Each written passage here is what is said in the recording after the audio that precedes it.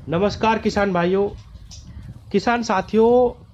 गन्ना पौधा की बुआई में किसान भाई बहुत अच्छे फर्टिलाइजर यूज करते हैं ताकि उनका जो गन्ना पौधा है वो जमीन से बहुत स्वस्थ निकले, उसके अंदर बहुत जल्दी विकास हो और 30-35 दिन पे ही कल्ले निकलने शुरू हो जाए। जो सही प्रक्रिया है वो यही है। और जब हम जमीन में बुआई में अच्छे खादों का इस्तेमाल करते हैं, सभी प्रकार के तत्व अपने गन्ने को दे देते हैं, तो कोई कारण नहीं होना चाहिए कि आपका गन्ना पीला पड़ जाए। किसान भाइयों, मेरे पास इतने सारे किसानों के फोन आते हैं कि मनोज भाई मेरा गन्ना पीला पड़ा हुआ है, ब्यात नहीं हो रहा, आप इसकी कोई दवाई बताएं। किसान साथियों, जैसे कि मैंने कई सारी वीडियो बनाई है कि हमें क्या जमीन में डालना चाहिए, क्या पहले पानी पे देना चाहिए।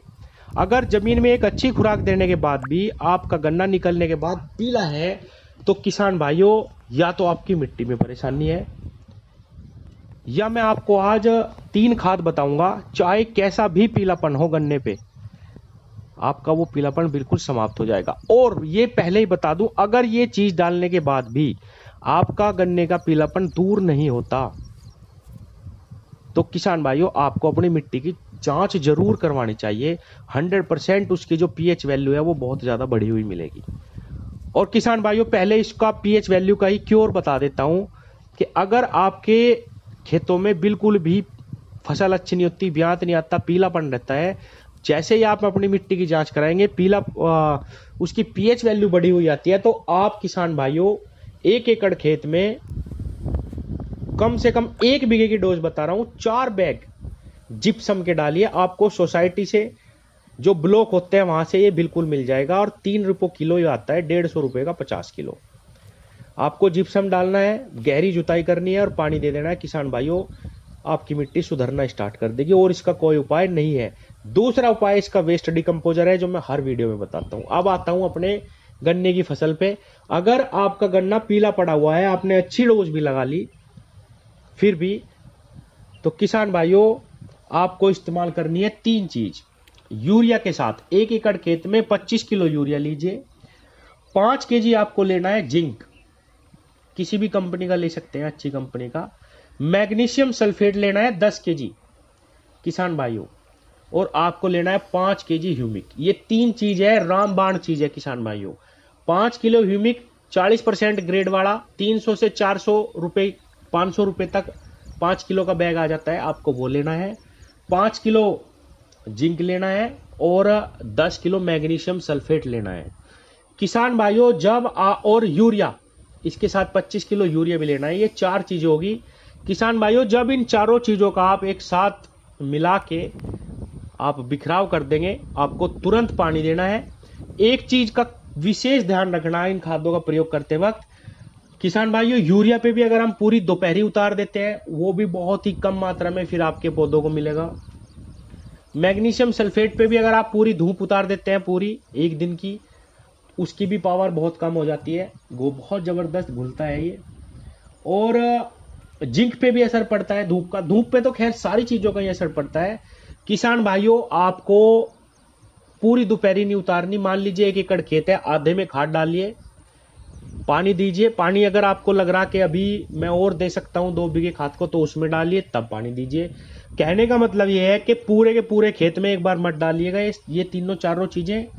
ह्यूमिक एसिड पे भी बहुत ज्यादा दुष्प्रभाव पड़ता है धूप का। अगर डायरेक्ट धूप, इतनी तेज धूप है किसान भाइयों, आपका नुकसान होगा। तो एक बार दोबारा से जल्दी जल्दी बता देता हूं, और एक और चीज बताऊंगा स्प्रे में आपको क्या यूज करना किसान भाइयों।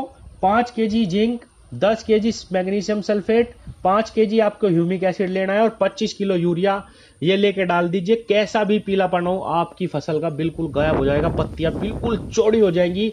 8 दिन के अंदर, 7 दिन के अंदर आपका खेत बिल्कुल बदल जाएगा। अब आता हूं स्प्रे पे किसान भाइयों।